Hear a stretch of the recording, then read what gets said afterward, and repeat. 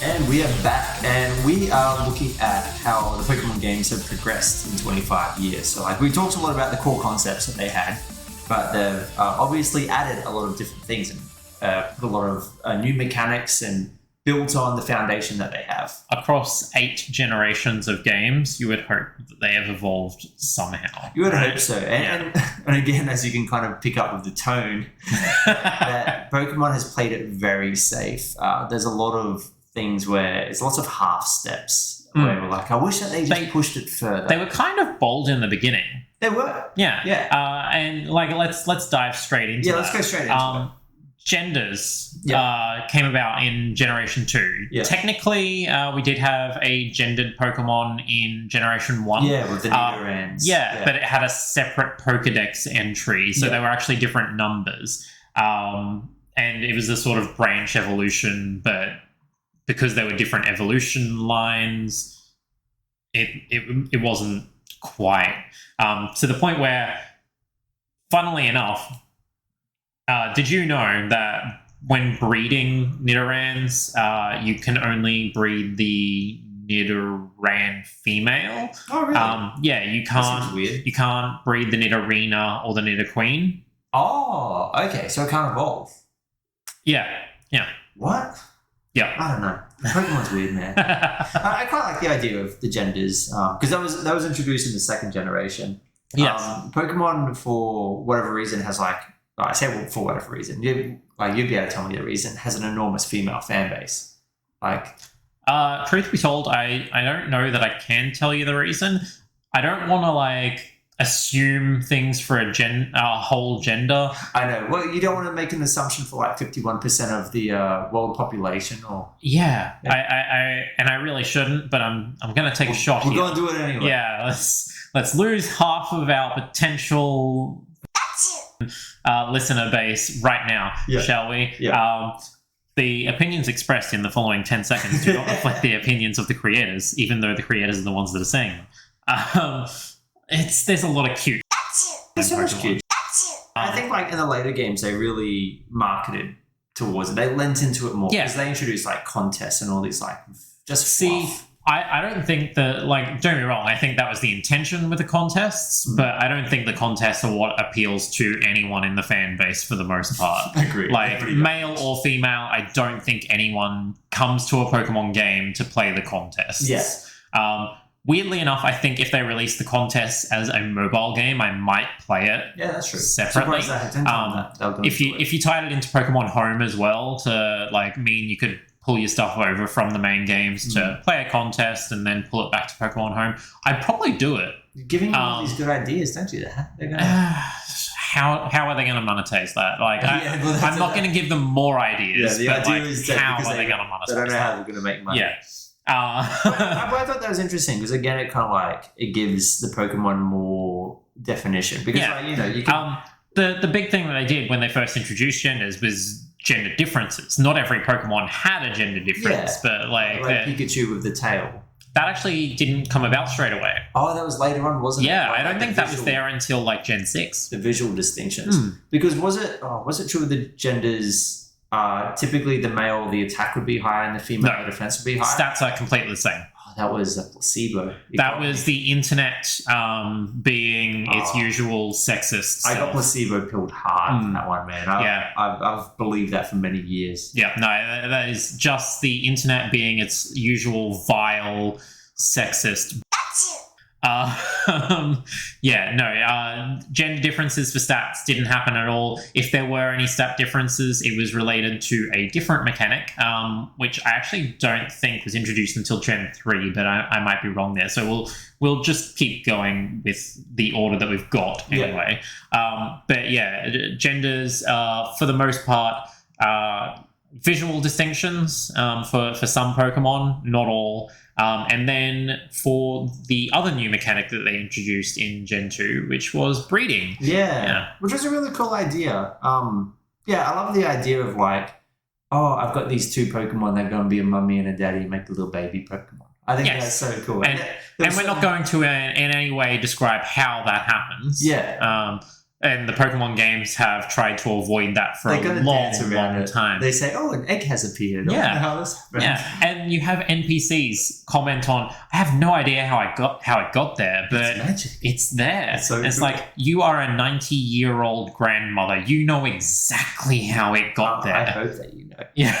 But it was cool because there was a few Pokemon that were tied to the breeding. So, like, you get a male and a female Pikachu together, and then they have a baby, which is a Pichu. And there's like these certain Pokemon. Which So they introduced baby Pokemon in Gen 2 as well. Yeah, which is cool. It's an interesting idea because you've got the evolutions, but it's always moving forward. But this is like a pre-evolution. A pre-evolution. Yeah. So you can see like what they used to look like when they were little babies. Yeah. I thought that was a really cool idea. Very novel.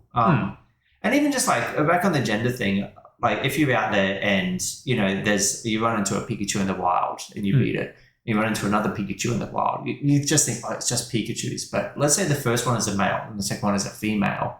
It like that with that little symbol, that little logo next to it to differentiate between the genders for them.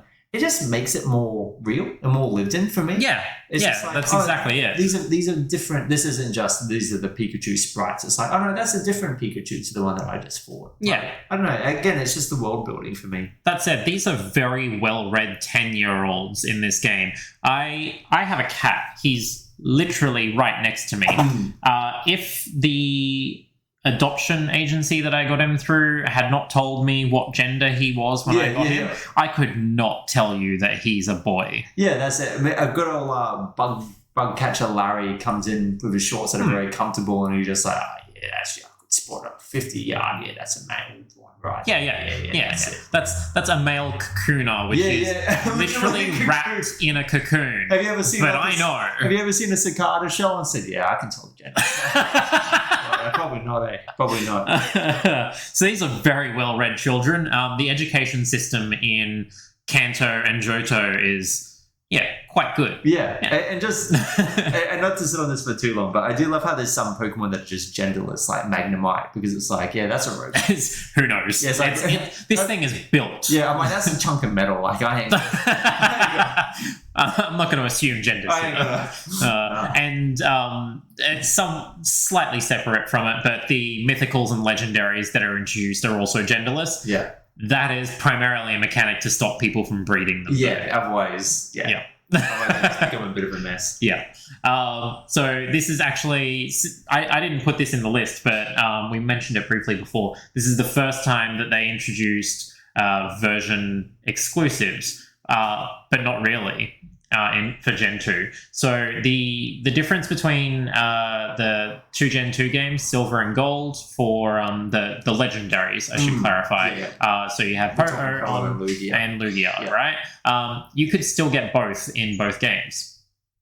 Yeah, you could. That's right. Yeah. One was like level 40, one was 70. Yeah, so you couldn't get one until like the post game. Wow, I forgot about that, actually. Yeah. So even back in Gen 2, they were experimenting with version exclusive legendaries, but they still, it was about community. It wasn't about selling more copies. It was actually very interesting because I remember there's certain attacks that the level 40 version would have, and then if you run into the level 70 version, it wouldn't have that attack anymore. Yeah, of course it wouldn't. It's learned new things. It learned new moves, but the thing is, there's always certain attacks where I'm like, that's really cool or really unique. When I might be wrong, but I think Aeroblast was only on the level 40 only on Lugia. Yeah, and that's so cool because it's like that's his move. Yeah, but I don't want to have like all the level 70 stronger. I want the Aeroblast version. Yeah, so it's just it's really subtle. It's really minor, but it's these enough. really nice, cool little differences. Yeah, it's enough for me to be like, oh, I want to trade with my friend to get the other one, just because it's got like this different thing. Yeah, absolutely. And more on the aspect of collecting.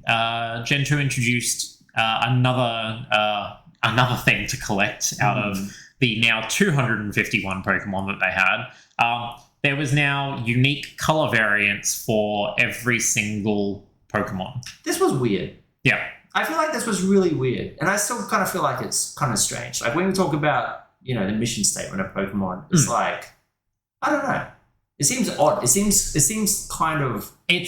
I think it's one of those things that you can show off to your friends. Yeah. So it's about community again. It's about collecting, and I think because the trading card game had the foils, the hollows, they wanted to do something similar to that I could see that in the video games.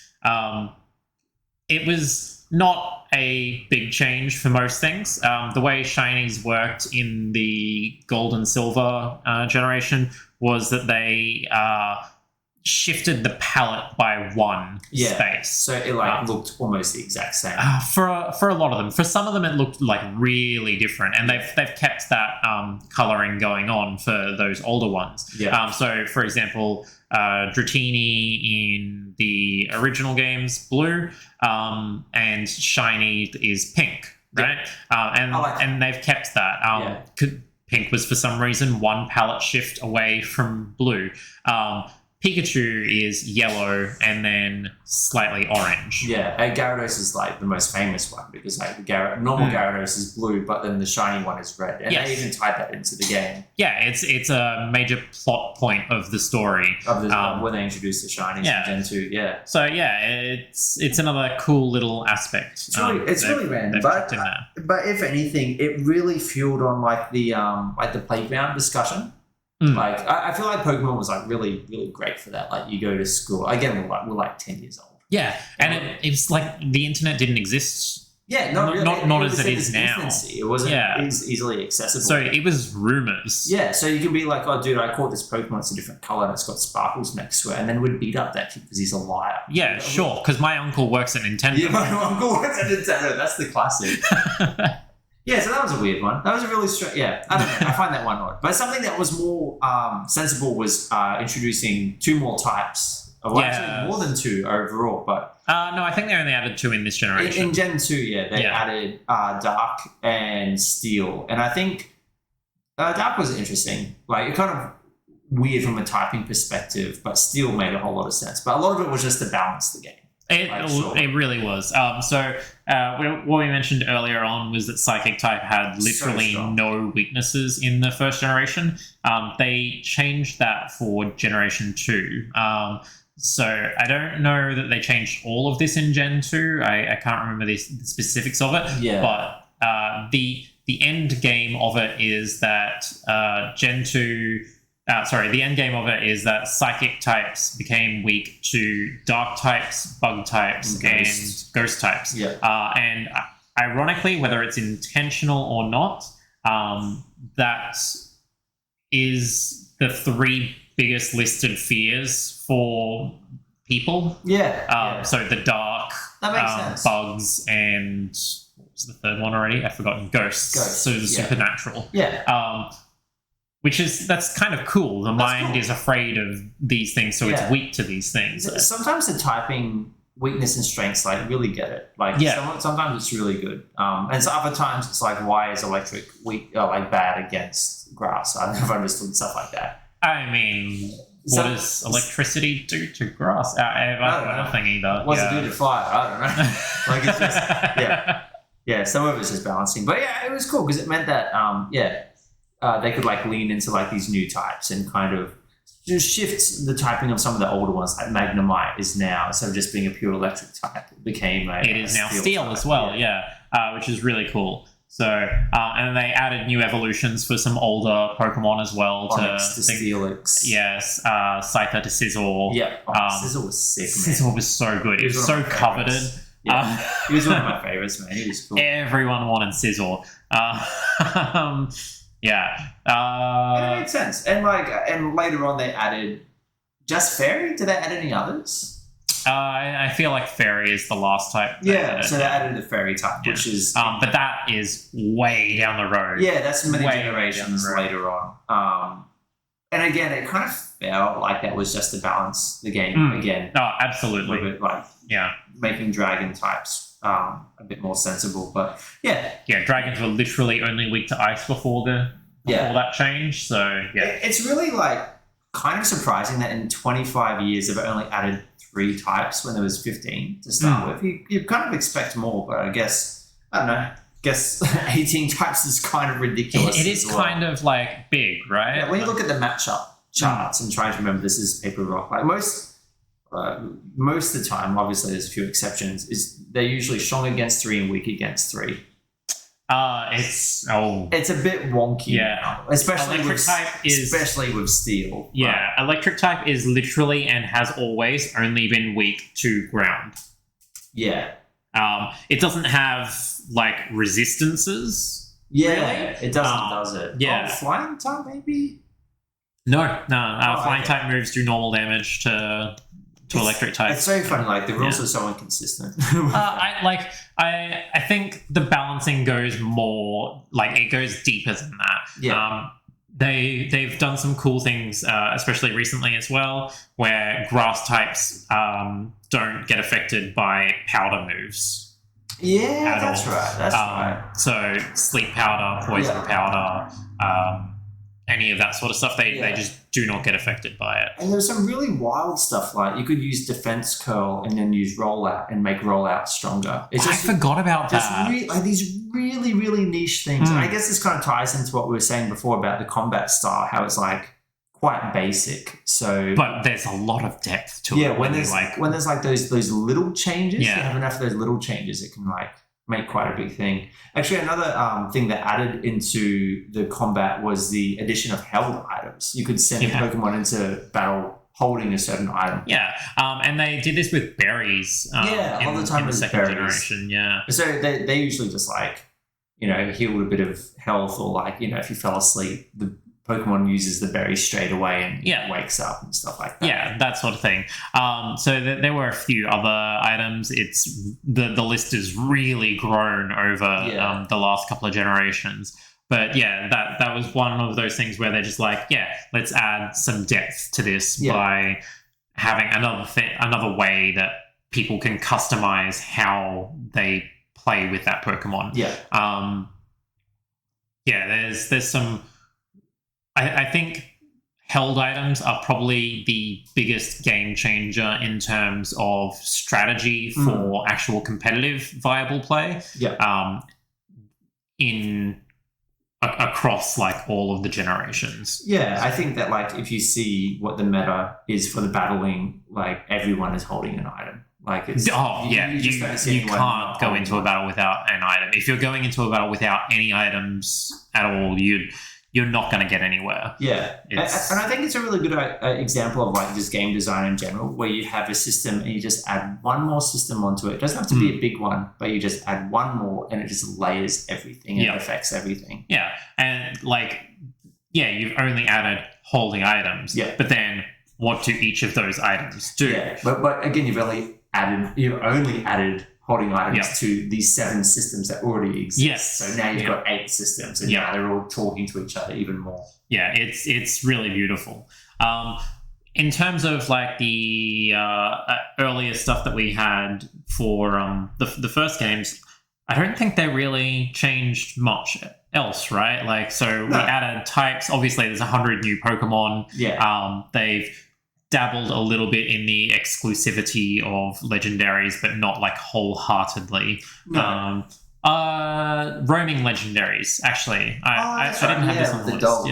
Yeah. So for the first time, legendaries could be encountered in random battles after a certain thing was done in game. Well, which was cool because like I always remember the first time I'm walking through long grass, the battle screen's coming up. It's going to be like, whatever. And then there's this legendary Pokemon in front of me. And I'm just like, wait, what? The moment of, I'm like, did I break the game? Yeah. Like, And I like that. And again, it makes the world feel lived in and unpredictable. Yeah. It's not just like, this is the area where you fight this and this is the area where you fight that. It's just a bit more spontaneous. Yeah, it was really, really smart design.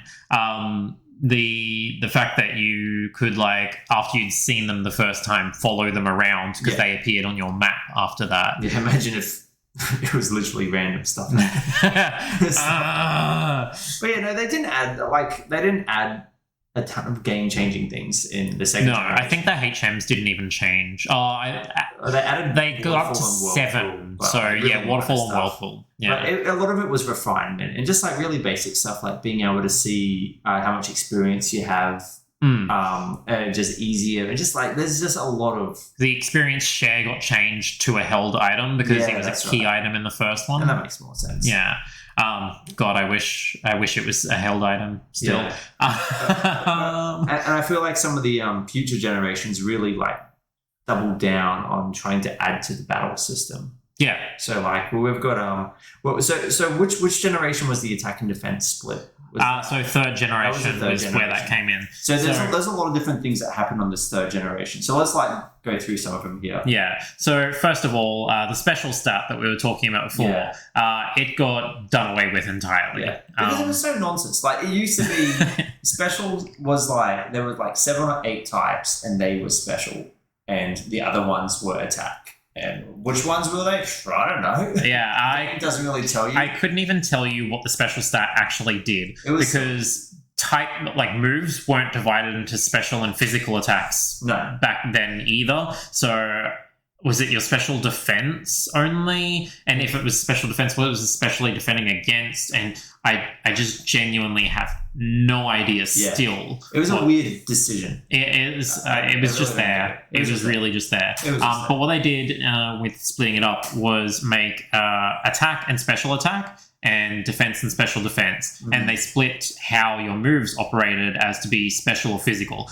So beam moves, things like Thunderbolt or Flamethrower would be special moves because they're an attack that you don't make physical contact with your opponent to do. It just it's a special thing, right?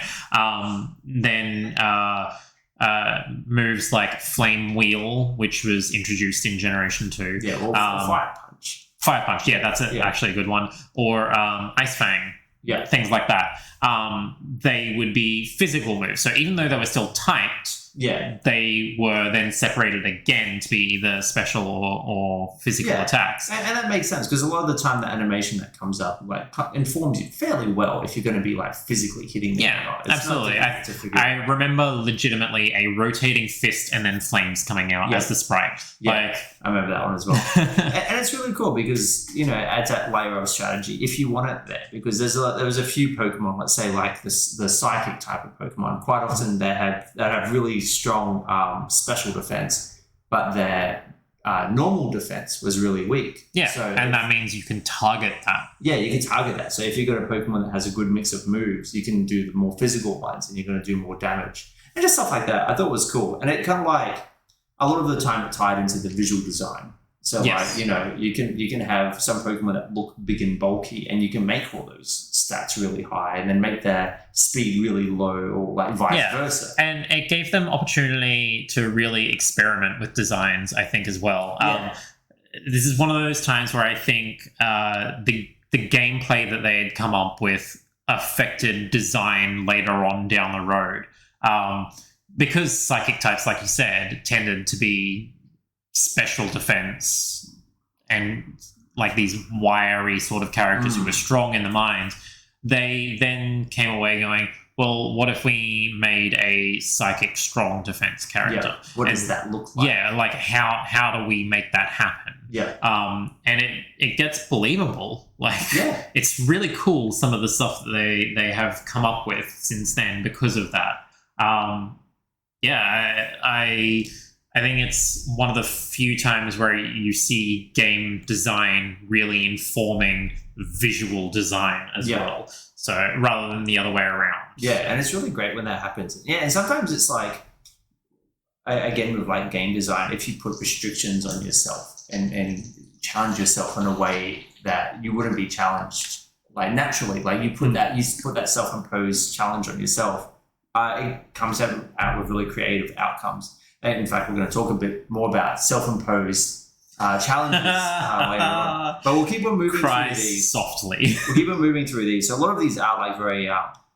just very, very battle stuff. Like abilities are kind of like passive things that just... Yeah, so they added a thing where each Pokemon has its own inherent ability, which can change with evolution as well, which is really cool. And it can change depending on which Pokemon you've caught too. For example, so That's right. Yeah. So one Pokemon can have like two different types of two different abilities. Yeah. They can have as many as 3 actually. Yeah. Yeah. And I like that because it makes them all very unique. Exactly. So that is something that's really cool. It's and then a general idea. It essentially becomes another held item. Yeah, Technically, it's just one that you can't change, but you can farm for, sort of thing. And for the most part, the abilities weren't busted. Like they're all fairly modest. There is only one ability that I wish off of the face of the planet. Which one's that? Sturdy. Oh, is that when they can't get killed in one shot? Yep. Yeah. Stuff like that. I would be when you're versing them in the wild. I remember that. It doesn't bother me so much most of the time, but if you have a opponent that has the ability for sturdy and the move explosion, it can ruin your game. Yeah, that's it. Especially with the self-imposed rules that we're going to talk about later. But for the most part, they were like pretty tame. Like, they're obviously very important with like the meta, but as a whole, like nothing too wild. No, but it's a very natural evolution of how the games should progress. Even more expression, and it makes the Pokemon more unique. But something I think that makes the Pokemon extremely unique is the introduction of natures. Yes. And so natures are essentially, canon-wise, they're how a Pokemon acts, right? Yeah. It's literally given a name. Yeah. Isn't it? Yeah. So what are some of the names, for example? Jolly, hasty, I think, maybe. Yeah. Arrogant, timid. I don't think adamant. I think is the one that you're thinking of. Yeah. And so they are, I think, 24 to 30 different natures for Pokemon to have, but they have different effects on the stats. So a lot of natures will have a positive effect on attack, and then a negative effect on speed. And it's fairly minor, isn't it? It's fairly modest. I can't remember what the effect is, but essentially it's like 50 points. Yeah. Like for max leveling, maybe, something like that. I can't remember the exact numbers, but I remember like breaking it down and being like, oh, it's not actually like super significant. It's not super significant in regular gameplay. Yeah, certainly if you're doing super high level stuff. Yeah. If you're in competitive, it makes all of the difference. It makes the difference between a one-hit KO on an opponent and having to survive a turn. Yeah. Because you have the speed advantage on them, but now your defense is compromised. Yeah. But I think that its greatest contribution is, again, just giving the Pokemon more character. Yeah, more character, more diversity. It's all really well thought out. Yeah, like at this point, the sprites were still fairly static. Like, you know, you could see, they still are. You could see, you could see what the Pokemon was, but like they can only express so much. But like catching it and seeing that text and being like, oh, this is a jolly, like whatever. You're like, oh, okay, you kind of create it in your mind. Further attachment, and you can kind of visualize, like, you know, how they might carry themselves and how they might act in battles and outside of battles, and just again gives you like a greater connection to it. I almost wonder if they like came up with the idea of the natures and then they're like, oh, I guess we have to tie a gameplay mechanic into it. And don't get me wrong, all of the people that play competitive are very grateful that they tied a gameplay mechanic. Yeah, just because there's even more to it. Because contests were introduced in Generation 3 as well, I have a feeling that natures were introduced as a way to deal with poffin baking. Yeah, because it tied into that a bit. For contests. That makes but adding it to battles as well, like, yeah, why not? Definitely a good choice. But something that really added to battles was the introduction of team battles and multi-battles. So instead of it being... multi-battles was a little bit later. A little later on, I didn't want to talk about it separately. Yeah. And there's a few versions of that, because there's like rotation battles as well. Yeah, that was like the one contribution that Generation 5 had, is triple battles and rotation battles. Thanks, Gen 5. Pick up your game, man. Don't get me wrong, they're good games. But they didn't do a lot. Yeah, but it's interesting because Pokemon predominantly was just one-on-one. Sorry, it was exclusively just one-on-one up to that point. But now you can have two Pokemon in, and some attacks do like affect both Pokemon. Some affect your own team. Which is very big as well. Yeah, and that's again, like taking the basic combat system and then just adding another layer again. Another layer. Yeah. And at this point, like between all the held items, extra types, attack and defense, split abilities, natures, we've got a lasagna here. Yeah. We got a lot going on. Lasagna is the least of it. Lasagna has like 4 ingredients. Yeah, this is an onion, Pokemon onion. Yeah. Like again, at its absolute essence, it's very basic. It's a very basic battle system, but there's all these like quantifiers on top of it where it's like, now we can really delve into the strategy. It's a really fine balance that they've made here too, because when you think about it, Pokemon games aren't very hard.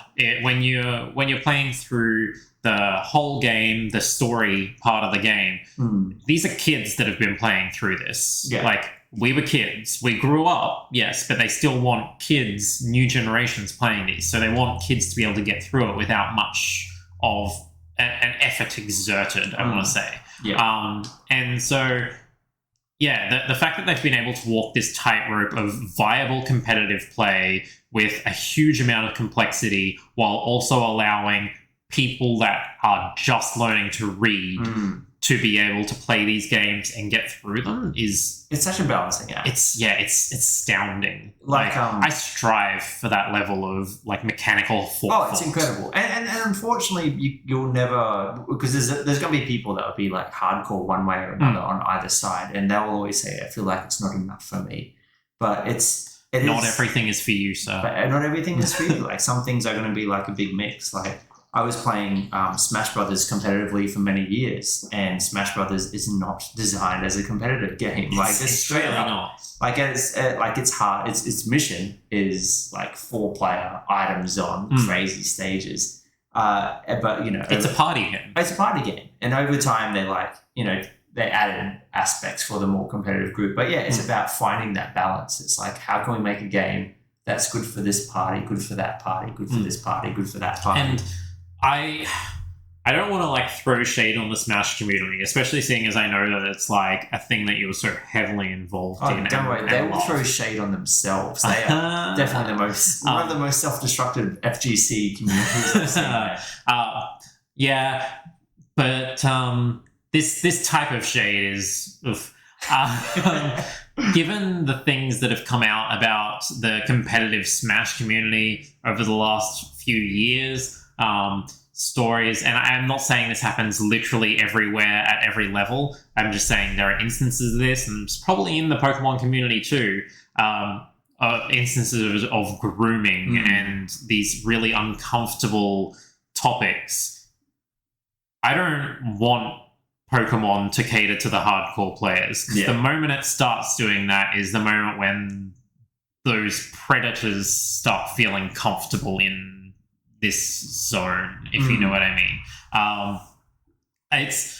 I'm not conflating hardcore players with predators, by the way. That's not what I'm trying to say at all. It's just when you cater to the older demographic exclusively, because Smash, let's face it, they did really start catering to that older demographic exclusively with Smash Ultimate, right? Yeah. Well, you look at like who some of the additions are as well. Like a lot of it is very retro characters. Yes, and they went hardcore competitive to the point where Sakurai was like pointing out frame data on character reveals. Yeah, that's right. And he's like laughing about it, tongue in cheek, saying, "Oh, I'm not meant to talk about that. That's not what I'm about." So yeah, all of that happens, and then these people come into this community, and they take advantage of people who don't know any better. Yeah, and I wonder if like, because Pokemon like presents itself as such like a safe space and such like a community, like we're all friendly. And even though like you can be battling and, in the battling there is conflict, like that is how it goes. Yeah, it's interesting. I wonder if it would even like attract those types of people just because of the community that Pokemon has fostered. But I don't know. There's always going to be duds. I'm sure it does. I am positive it does. But the fact that it doesn't promote the intermingling of these groups, I think is part of what is able to keep that from happening to the scale that it seemed to be happening in the fighting game community, because it wasn't just Smash. Let's clarify that as well. The fighting game community as a whole seemed to have some sort of reckoning a couple of years ago. Yeah. I think that people hardcore in the fighting game community are just weird people, and that's like coming from someone that is in it. So I'm allowed to speak. Yeah. That's fair. That's fair. But anyway, that was an interesting little aside. But yeah, no, that's it would be really interesting to. I wish I could speak a little better from the FGC about actual fighting games that aren't just like platform fighters like Smash.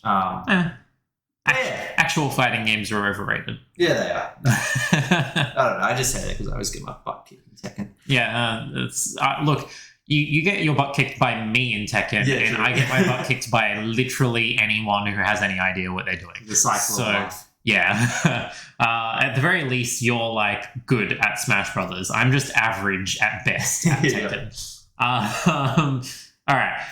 So bringing back to Pokemon. Yeah, so that was the Gen 3 stuff, right? Yeah, and a lot of that was like very battle focused, but then they started. Well, Gen 4 and 5 added nothing. They coasted. They really coasted. Yeah. So they moved to the DS, and I think they were relying on the touchscreen to sort of do its gameplay changes. Yeah, right. But a lot of it was just like UI stuff. It was good UI stuff. It was good UI stuff. Stuff that I wish so much was still around on the Switch version. Yeah. I do not like the way they implemented it. I cannot think of a better way, but I do not like the way that they've implemented it on the Switch version. But yeah, it really was just coasting along. Diamond and Pearl and Black and White doubled down hardcore on the legendaries, though. Yeah, they really got into that. They went insane. Just to quickly count them up for Diamond and Pearl, right? You've got Dialga and Palkia, which is the box art ones. Giratina, which is the third, because there's always the trio. Yeah, always a third. Then you've got the Lake Trio, which is your sub-trio of the game. That design was so boring, because they all kind of look the same. They all look the same, yeah. Then you've got Regigigas, which is a fourth of the legendary trio sub from Generation 3. Yeah. Then you had Cresselia and Darkrai, which were both event-exclusive Pokemon. Was that Shaman as well? Was that later on? Shaman as well. Which is one of the most forgettable. Yeah, to the point where I genuinely forgot it existed. And that's probably because they never actually did the event for it. They just ended up distributing it. Yeah, that's always a bit awkward. Because, and that was the thing, like, Pokemon existed for across a very big time span. And this was a time where this was when the internet was first becoming involved in Pokemon. Yeah, but it wasn't still strong enough that you could just do DLC in the game very comfortably. No. So there'd be regions that would get these events. But no one got the Shaman event. Oh, no one at all? I don't think so. Maybe Japan with one of the movies. Yeah, okay. But I don't think anyone else got the Shaman event. The Arceus event, so Arceus as well, yes, there was another one, never happened. Yeah. Ever.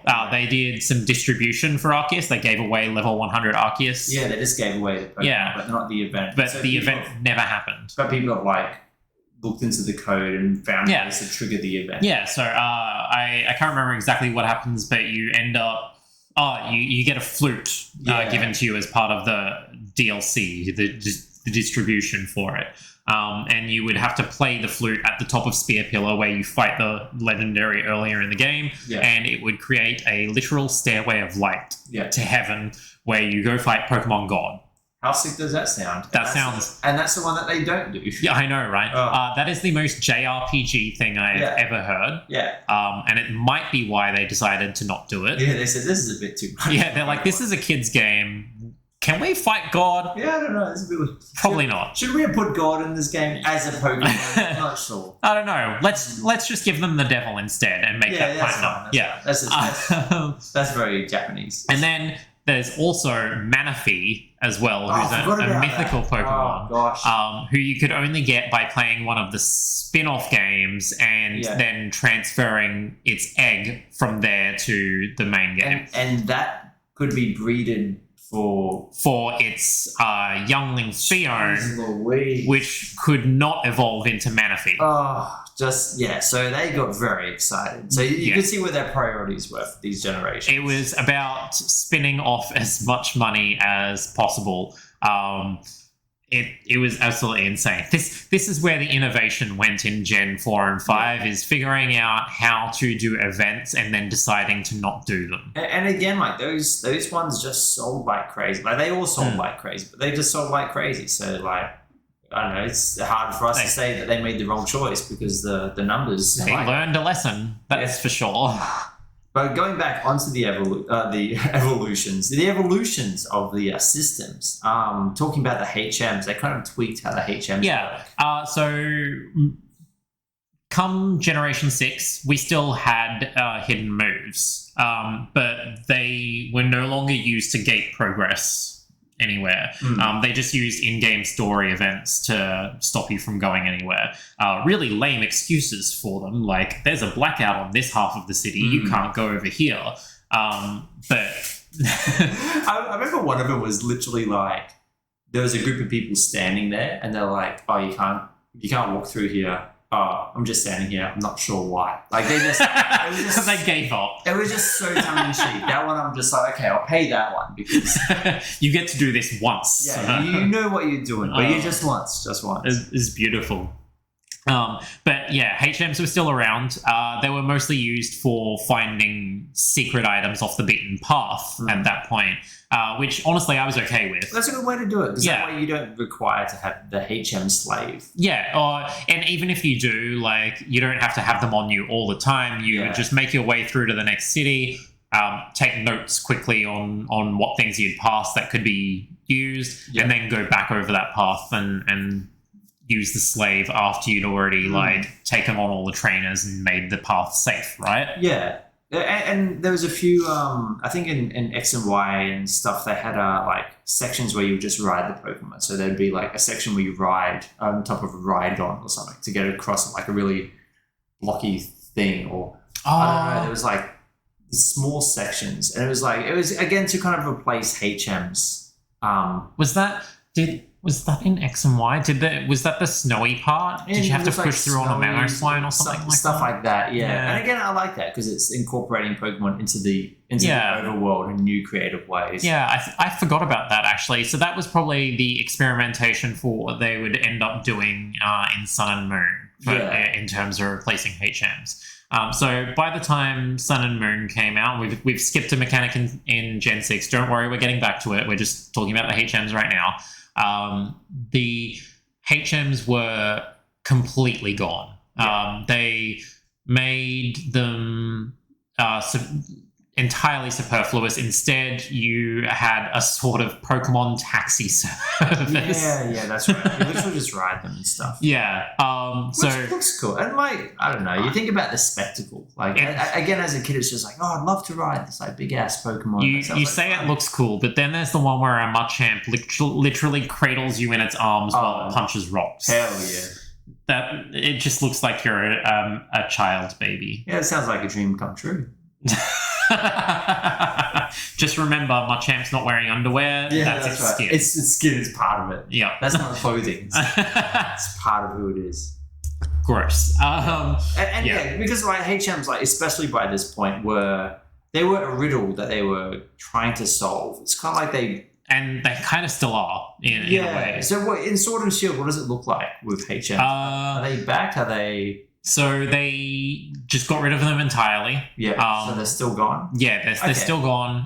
For Sword and Shield, they replaced the major traversal one with the bike. So we've had bikes since the first generation. That's not anything just new. A fast way to get around. But they did put they made it so that the bike could traverse over water. Now, and so that was like the one thing. Okay. There are no waterfalls in Sword and Shield. You don't need to worry about that. There's no whirlpools. In terms of rock smash and strength, they just didn't put anything in your way, sort of thing.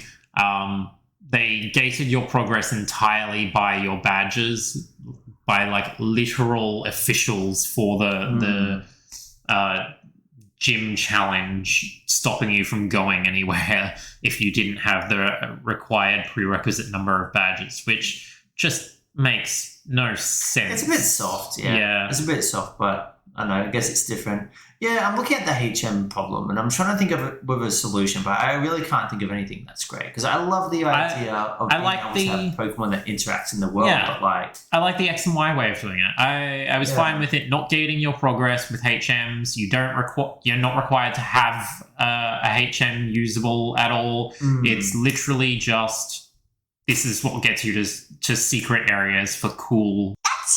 Yeah. I think that was the smart way to do it. That said, I understand the thought process behind getting rid of it because of the blocking of moves. You could not learn moves over the top of a hidden move. Yeah, that was always a bit iffy as well. Yeah. That was a weird choice. It's something that just be literally changed. Yeah, I think it's literally... I feel like it's literally so you don't, like, get yourself stuck. But then again, I don't know, you can kind of teach... in old games... No, you're right? Like, in old games, yes, that's absolutely why it was. It's so you couldn't get yourself stuck. Yeah. But in newer games, like in X and Y, if you weren't going to a secret area, you wouldn't get yourself stuck. Yeah. Anyway. Yeah, true. I'm very much a fan of X and Y. It's the last good game to me. Oh, good. So I got off at the right station. Yeah, that's pretty good. much. That's good. And a lot of people won't agree with me. They'll say like Black and White or Diamond and Pearl were the last good ones. Well, I think most people will just say that the last good one was whatever game they played when they were 8 years old. That always seems to be the but we were 20 something. Oh, I know. We're different. We're special. Yeah. Speaking about these later games, I'm just gonna clump all these together because let's be real. Oh, it's the same mechanic. So we're talking Mega Evolutions. We're talking Z moves. G'day, mate. We're talking Dynamaxing and Gigantamaxing. Now, they're very, very similar. Yes and no. These are quite similar to each other. Yes and no. Mega Evolutions, I thought were a really smart way of introducing temporary evolution and temporary stat changes to the game, and especially where you could only do one per battle. And if you switched out, you would de-evolve, and if you switched back in, you couldn't do it again. I thought that was all a very good way of changing the meta of the competitive scene. I thought that was really quite smart, and it gave them an opportunity to revisit old designs, classic designs for Pokemon, and freshen them up, give them a new reason for people to be excited. Yeah, because we have, hey, you like Charizard, we got 2 more Charizards. Yeah. Hey, you like Mewtwo, we got 2 more Mewtwo's. 2 more Mewtwo's for you. Like, as we've alluded to, the nostalgia leaning is a little bit heavy-handed in Pokemon. It is, I feel like that was kind of like the apex of them being like, this is, you like old things, here they are again. You think that, but you haven't played Sun and Moon yet. Oh, that's even worse, isn't it? It's worse. So Mega Evolutions were, I think are a really good way of changing up how the game was played, because as well as that, it meant you had to sacrifice a held item because you had to be holding a specific item for Mega Evolution too.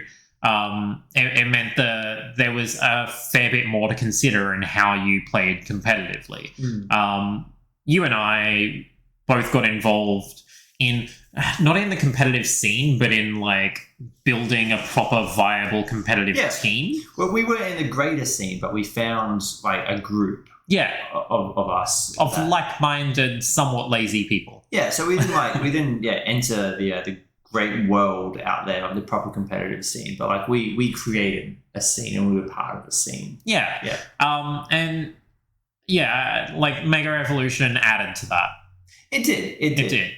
Like, Mega Evolution is fine. And I think, again, it's like putting another system onto the systems in place, and that stuff makes it more complex. Yeah. And like Z moves, Z moves, I think that's another cool one because it means you've got like one super attack each battle. I hated Z moves. That being said, I didn't play those games, so I don't know. I did like the concept of it. I thought the concept was cool. I looked at Z moves and I just thought to myself, could we have not just tied this into the Mega Evolution mechanic instead? Ooh, yeah. Like I wondered why they had to be tied to these stupid visual dances and the dances were so cringe. Right. Oh my gosh. And let's be honest, Z-Move, Shane is acting out one of them now. The Z moves were really just an excuse to sell merch. Yeah. I never saw it with Mega Evolutions, but at the time that Sun and Moon came out, I was working in a toy retail location, and it was just an excuse to sell another piece of plastic that you could attach more little bits to make noises. Yeah. And I'll tell you what, I'm thinking about like the actual dances and stuff, and like that would have been so popular with the kids. Yeah, it would have been on the playground. Yeah, like crazy. Yeah, I'm picturing the kids at the playground doing it. Like, I know that. I can imagine your son. Well, I was about to say that. I was going to say if I showed it to either of my boys who are age 5 and 8, so they're pretty like prime for Pokemon. Like, how are neither of them into Pokemon? They'd be doing those dances. I could see them like practicing in the mirror and just like, they would love it. So tell me, defend Dynamaxing and Gigantamaxing. So remember how I said Z moves should probably have just been tied into Mega Evolution somehow? So the answer is no. We'll not defend these. Dynamaxing / Gigantamaxing is basically that, while removing just all of the thought process in it. Like some of them have unique design. It's kind of like everyone gets a Mega Evolution. Yeah. But most of them are like, just make it big. Just make it. Yeah. That's literally it. Your moves change to one basic move dependent on the type of the move that you're using. Or if you're a Gigantamax Pokemon, you get a special one particular to the fact that you Gigantamax, so you're special. But it's not a Z move. No, it's not a Z evolution. move. It's not a Mega Evolution. Like there's a significant amount of overlap. There is, and like the main difference is, I think you didn't have to hold an item for Dynamaxing and Gigantamaxing. It's just the thing that you can do in that region. For some reason, you can't Mega Evolve or Z move. It's just. It's strange. It felt like, again, another marketing thing to sell more toys. Yeah, it feels like spectacle more than anything. Like, when it comes to actual what game mechanics and what game systems is adding to the experience, arms just go up. I don't know, man. Yeah, I have no idea. I actually I played both Sword and Shield because I am one of the suckers that gives them twice the amount of money for the same game. And I played through both games without Dynamaxing or Gigantamaxing a single time. Yeah, there you go. It just shows how like unimportant it is. Because it's so unimportant. Yeah. And yeah, I think the main reason it was added was because I know I've already said merchandising, but what the other one for gameplay purposes is the raid battles. That's right. Because they needed an excuse for 4 separate trainers to be tackling one Pokemon. Yeah. I like that system. I think that's. I hate that system, but I like the concept. Oh, again, I haven't touched it. So I'm speaking purely from the concept. Yeah. Because again, it ties into the mission of like, we're all doing it's community. Connecting. This is how we connect people now. Raiding is a big thing in MMOs. Yeah. Let's introduce that in Pokemon in some way. I understand that completely. And so you had to fight one Pokemon between 4 people. And the question is, how do you do that? Well, you make that one Pokemon gigantic. Yeah. Okay. Balance it out. Yeah, fine. Okay, you make one Pokemon gigantic. People are going to want to have a Pokemon that gets gigantic. I understand that. Yeah. I wonder if that's the order that it all happens. It probably is. From a gameplay perspective, the actual mechanic of being able to Dynamax and Gigantamax adds nothing. Yeah. From the raid battle perspective, it's artificially difficult because of essentially certain gating points of HP damage that you have to do depending on the difficulty of the raid, which is assigned before you even start the raid. It's literally more difficult because they have limited the amount of damage you can do per round. It's so silly. I find it interesting. I'm sure that there's other mechanics that were like this, but it's interesting that these raid battles, like these originated in the Pokemon world in Pokemon Go. Like it was a big part of Pokemon Go going in there. And I actually doing raids haven't together. thought about that. Yeah. So is it? I'm sure there's other times in the spin-offs where there's been a mechanic and they've introduced it into the core system. But that's definitely something that was big in Pokemon Go, and then they later added it into the core series. Or like in terms of things that they've taken from Pokemon Go and added to. It's not like the core series, I guess, but the Let's Go games with the you don't fight wild Pokemon anymore. You literally just throw Pokeballs at them. Let's Go were they were a weird one. They were very much like a kind of almost core, like baby's first Pokemon. Yeah, and I'm okay with that. Like that was the intention. Yeah, that was the mission for that. Like it's fine. It's a way to segue people from Pokemon Go into main Pokemon. You need that step in between to sort of let them know, well, here's what the main Pokemon games are about, but also we're not going to remove the mechanics that you are actually familiar with. Like, here's an adventure to do those Pokemon Go mechanics, and then, all right, here's an adventure with the meat of the mechanics. Well, I think which is a good system. And speaking of adventures, one of the things that they changed was the random battle encounters. So instead of going out there and just your screen saying, oh, you're fighting someone now, you can actually see the Pokemon in the wild. Yeah, they didn't remove random encounters entirely. Not entirely, but I think that was a good step. Because they introduced that in Sun and Moon, didn't they? No, it was... you could see them on the field, couldn't you? Not in Sun and Moon, no. Oh, my mistake. I thought you could. Yeah, Sword and Shield was the first time for that. And stuff. Not just the wild area, literally everywhere in the game. Oh, okay. Every piece of grass you could see just regular Pokemon walking through. And that's cool. And again, that like adds to the world and makes it feel... It adds to the living, like the breathing feel of the world. Yeah. I don't personally agree with it from a gameplay standpoint, and I will get like pushback on this. I am well aware of that. So that's like the more contrarian opinion. Yes, yeah, absolutely.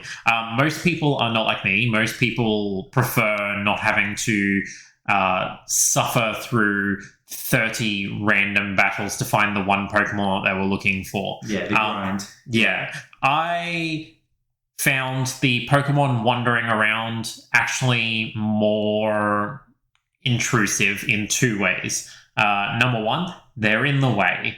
A lot of the time, it's difficult to avoid them, and so you'd end up in a battle that you didn't want just because it was impossible to get around, right? Now, that said, random encounters are just going to happen as well, so... that's kind of a muchness point. The other point is that it was still randomized which Pokemon would appear. Yeah. And there was no way to reset that randomization outside of changing which area you were in. So, on certain routes, you would have to travel in and out repeatedly to get the Pokemon, because some of them wouldn't appear as random encounters if you decided to just go into the grass. You had to wait for them to actually appear on the field, which meant just going back and forth, back and forth. And arguably that is just so much worse than just fighting a random encounter over and over and over again. Yeah, I feel like that's like that aspect of the system is something that they can really sharpen up over time. Like, as we all know, Sword and Shield was just like pushed out the door. Probably like the most rushed Pokemon game that they ever did. And like that's where they had this system incorporated. So I wonder if like in the future that is something that they can tweak and realize. I know how I would do it. So how would you do it? Because that's always the important thing. Because it's easy to say this thing sucks. But the hard thing is coming up. What's a solution? What is the solution? What's a better system? So how would you do it? What's your idea? If they want to make Pokemon visible and not random encounters anymore, but you don't want to screw around with people's perception of how things appear, like in the way that I've described. Like, it doesn't make it difficult to find that one Pokemon that you're looking for. They need to be shadows. When you're going through like when they're inside tall grass and you can see tall grass shifting and that's the only way you can encounter Pokemon. It's not random encounters anymore. You have to deliberately walk into the shadowy lump that's in the tall grass. Yep. And then it's randomized from there. Take it from there. Okay. Then, if you want, they have introduced a thing like aggroing these Pokemon, right? So if you want to try and aggro them before actually like getting into the grass, you can like stand just far enough away from them that they start chasing after you. They come out of the grass, and the game at that point decides what Pokemon it's going to be when it comes out of the grass. And then you can decide whether you want to battle it or not. Yeah. It's literally the best of both worlds. I like that. And I think...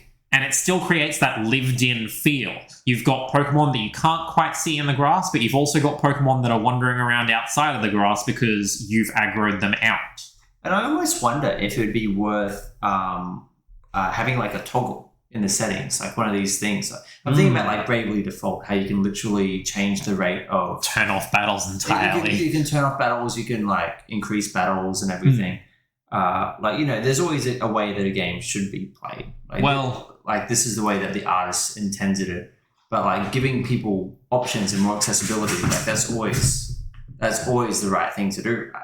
Yes, but it's not something Pokemon is famously known for. No, unfortunately. And the thing is with Pokemon, like we're so critical about them like playing it safe and then just like remaking the same thing again and again. But when you have such a big machine where there's so much pressure to be like, you've got to get the next game out. Like Pokemon is essentially on a annual release system. Whether it be they didn't release one last year, but they released DLC for the one that they themed last year, which not quite the same, but like but that's still like very much in line with them. Like almost every year there's either a core game, there's a third version, or there's a remake or like a port or and they've been pretty consistent with that since Gen 6. Yeah, there's always something big. So like Pokemon it's like people can be so critical about like, you know, the 2K sports games or like, you know, the Call of Duties or even the Assassin's Creeds for a while. Like there's always they're not doing those every year. There's always a new game coming out every year, and like that just suffocates innovation. So that kind of like wraps up the some of the evolutions of the mechanics over the last 25 years. It's interesting going through the list. Like there's really like a lot of them are nice changes, but none of them are really like ground-breaking changes. Like not since legitimately the special split. I'd say that's probably Generation 3. And again, that only affects the battle system, and it just makes things more logical. It doesn't necessarily add to the world in a very significant way or the narrative or anything like that. It's just like refining a system that probably should have been like that to begin with.